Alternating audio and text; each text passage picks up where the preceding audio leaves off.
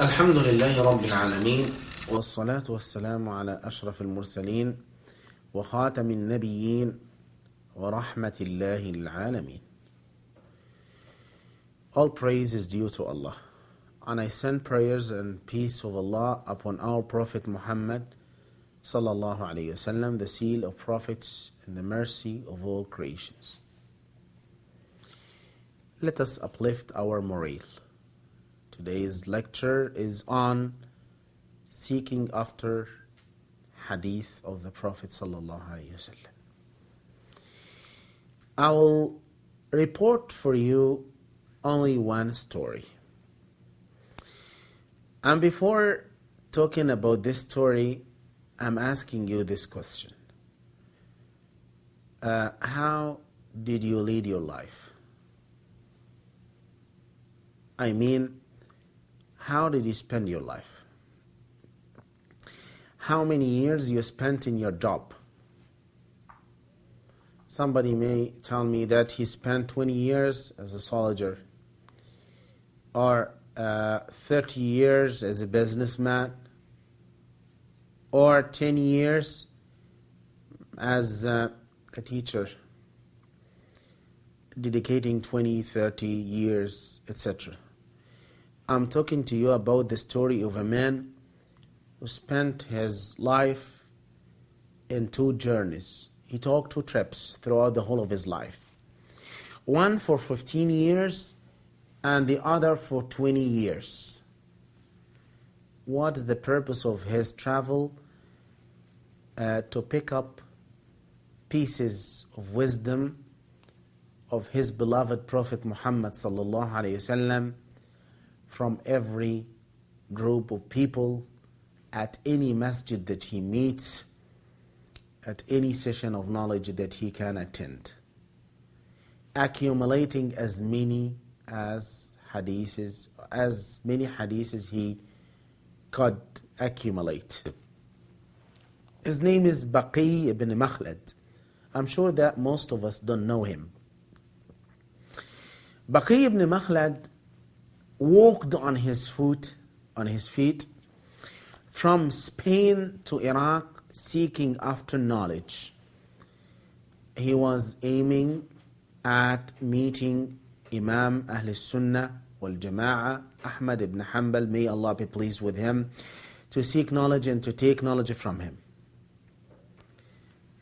He said, when I reached Baghdad, somebody contacted me and informed me that Imam Ahmad is now experiencing the trial and tribulation of the problem of creation of the Quran, as you know, and Imam Ahmad was prohibited to spread knowledge or to teach people ahadith in Baghdad.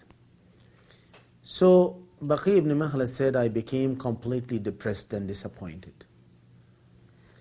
I aimed, when I put my luggage in one of the hotels, I went to the mosque, finding a man. People ask him about biographies of hadith narrators. The name of that teacher is Yahya bin Ma'in. I started looking at him until I found a gap in the session. I jumped and I drew myself closer to him and started asking him questions, saying, Aba Zakaria, may Allah have mercy upon you. I'm a man, I'm a stranger. I came from a very remote place asking you about specific names of narrators. What do you think about them? And he said, I started to ask him about biographies of narrators. I asked him a question about Hisham ibn Ammar, and I took a lot of hadith from him. He said to me, Hisham ibn Ammar is a trustworthy narrator, and he is more than that. And may Allah have mercy upon him. Then Baqi ibn Makhlad said, oh, my teacher, I have another question. What do you think about Ahmad ibn Hanbal? Yahya looked at him and said, you ask me about Ahmad ibn Hanbal?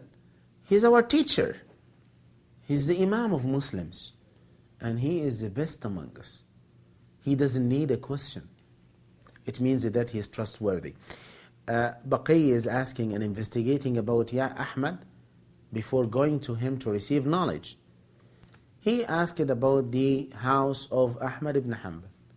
He knocked on the door and Ahmad came to him, opened the door for him and said, Ya Aba Abdullah, I'm a stranger coming to you, seeking after the hadith of the Prophet.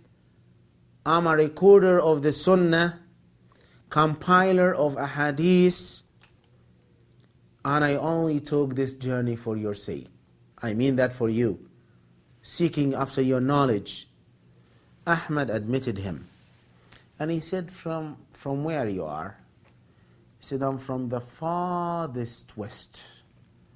He said, from Africa? He said, no, I'm from a more remote place. I'm from Andalus. I cross the sea until I reach Africa, and then I travel to you. Ahmed said, you have a very long distance to reach us, and I wish to help you by reporting a hadith to you. But I'm at a trial. I'm deprived of teaching people. I'm at prison. How should I help you? Baqi ibn Makhlad said, I have an idea. I come to you in the form of beggars. I'm dressed like beggars, soliciting your help. I knock on the door, you open the door. If you give me just one hadith every day, it's sufficient. It's enough for me. He used to knock on the door, asking Ahmad for help, as if he is a beggar, putting oil and dirty stuff on his clothes to deceive people, and he started receiving a hadith. It's a noble character. A person covering this long distance, seeking knowledge, and picking up the hadith of the Prophet ﷺ, definitely every single letter which is recited and recorded in those books is in the scale of the good deeds of those noble people. Look at the sincerity of the cause. A man is spending his time, his life, his effort, far away from his family, for the sake of seeking religious knowledge. Look at the resolution, the intention, the enthusiasm and zeal he had in accumulating those ahadith. How did he underestimate himself, his honor, his dignity, to go to Ahmad in the form of a beggar, picking up hadith from him? Also, look at our scholars, Imam Ahmad, how when he have an opportunity to spend knowledge, he did not drive him away, he did not mistreat him. He exerted optimum effort to spend and to share this knowledge to him. A question is given to you, my viewers, my respected viewers. What did you introduce for Islam if your age is 20? How much did you spend for Islam? If you are 30 or 40 or 50 or 60, how much did you give for the sake of Allah? How many hours did you spend for Allah? How many days you spend in the cause of Allah? Qasim, Muhammad ibn al-Qasim, the disciple of Imam Malik, once was sitting in the masjid of the Prophet sallallahu alaihi wasallam. He found a young man The young man entered to Imam Malik and said, and he kissed him in between his eyes and said, "Where is Ibn al-Qasim? I want to see him." The young man was 17 years old and he came from Egypt in the season of Hajj. He asked about Ibn al-Qasim. He said, "Where is Ibn al-Qasim?" They said, "You see the man lying his back to the pillar over there in the mosque?" He said, "Yes." "Is it Ibn al-Qasim?" They said, "Yes, it is him." He went and he approached himself to him. Ibn al-Qasim smelled the guy and he discovered that it is his son. He left his son as an infant in the stomach of his mother 17 years ago.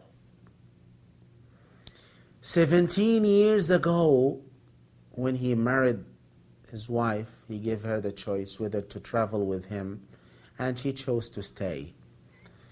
He left his family for 17 years. Why? He wanted to learn. He wanted to be deeply rooted in knowledge. He wanted to introduce something. That's why Ibn al-Qasim was one of the most trustworthy people and the most deeply rooted scholars in the fiqh of Imam Malik. People took knowledge from him. People sought after his knowledge in every single spot of the world.